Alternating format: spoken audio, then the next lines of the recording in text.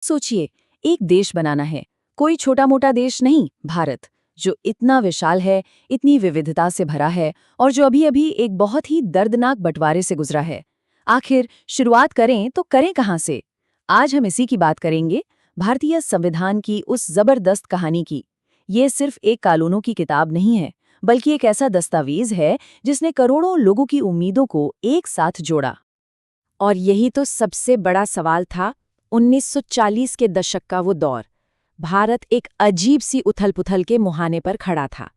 इतनी बड़ी अफरा-तफरी से एक स्थिर, एक मजबूत देश कैसे बनाया जाए? ये कोई किताबी सवाल नहीं था। नहीं, ये तो उस पीढ़ी के सबसे बेहतरीन दिमागों के सामने एक असली, जीती-जागती चुनौती थी। और सच पूछिए तो ये कोई आसान काम बिल्कुल नहीं था। भारत का जन्म बंटवारे की आग में हुआ था।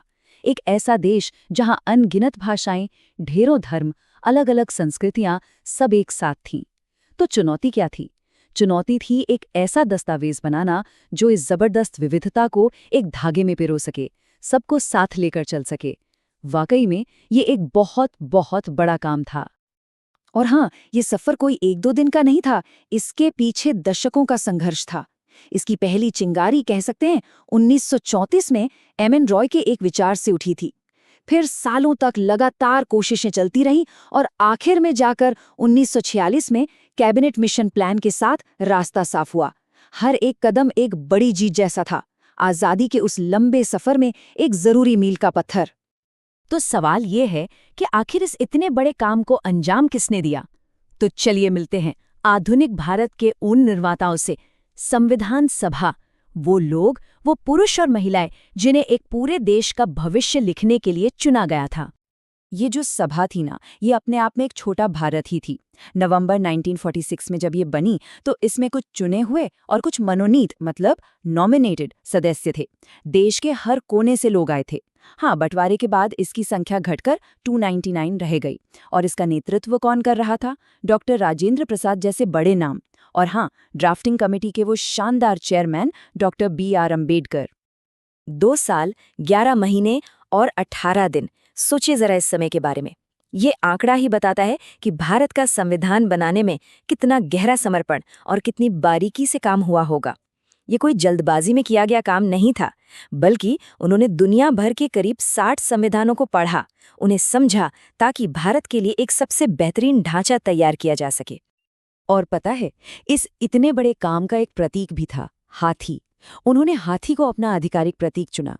ये उस दस्तावेज की ताकत, उसकी समझ और उसके टिके रहने की प्रकृति को दिखाता था जिसे वो बना रहे थे। है ना एक छोटी सी पर बड़ी मजेदार बात?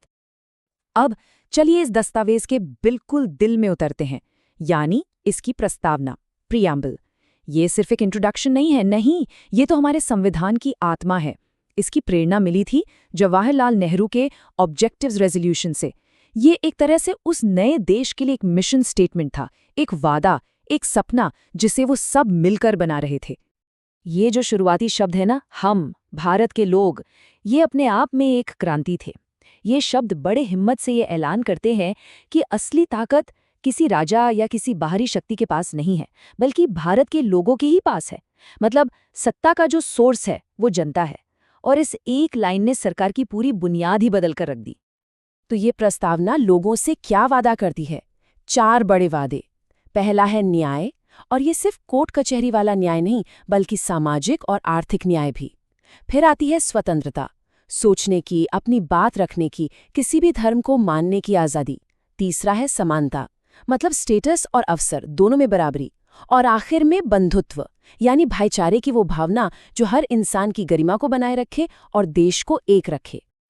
और इन्हीं वादों से निकल कर आते हैं वो 5 शब्द जो नए भारत के डीएनए को तय करते हैं। पहला, संप्रभु, यानी हम अपने फैसले खुद लेंगे, हम अपने मालिक हैं। दूसरा, समाजवादी, मतलब एक ऐसे समाज की कोशिश जहां गैर बराबरी कम हो। तीसरा, धर्मनिरपेक्ष, जिसका मतलब है कि देश का अपना कोई धर्म नहीं होगा, वो सभी धर्मों का बराबर सम्मान करेगा। और फिर लोकतांत्रिक गणराज्य, यानी हम अपने नेता खुद चुनेंगे और देश का जो सबसे बड़ा पद है वो किसी राजा रानी की तरह विरासत में नहीं मिलेगा। लेकिन देखिए, वादे और सिद्धांत तो एक बात है, सवाल ये है कि संविधान इन्हें असल जिंदगी में कैसे लागू करता है। तो ये होता है उन मजबूत पिलर्स के जरिए जिन पर हमारा पूरा गणतंत्र टिका है, मतलब हमारे शासन का असली ढांचा। तो सबसे पहला और सबसे जरूरी पिलर मौलिक अधिकार, जिन्हें भारत का मैग्ना कार्टा भी कहा जाता है। ये सिर्फ कोई सलाह या सुझाव नहीं है, ये हर नागरिक को मिली हुई गारंटी है। ये राज्य की मनमानी से बचाते हैं। और सबसे बड़ी बात क्या है, ये जस्टिसेबल है, यानी न्यायोचित। इसका सीधा सा मतलब है कि अगर किसी नागरिक के अधिकारों का हनन होता है तो वो सीधे कोर्ट जा सकता है और उन्हें लागू करने की मांग कर सकता है। ये नागरिकों के हाथ में एक बहुत बड़ी ताकत है। अब आते हैं दूसरे पिलर पर, जो सरकार की जवाबदेही तय करता है, हमारी संसदीय प्रणाली। इसे ऐसे समझिए, सरकार अपनी ताकत संसद से लेती है और उसे लगातार उन चुने हुए प्रतिनिधियों को जवाब देना पड़ता है। मतलब एक तरह का इनबिल्ट चेक एंड बैलेंस का सिस्टम है ये। और फिर है तीसरा पिलर, भारत का अनोखा फेडरलिज्म यानी संघवाद।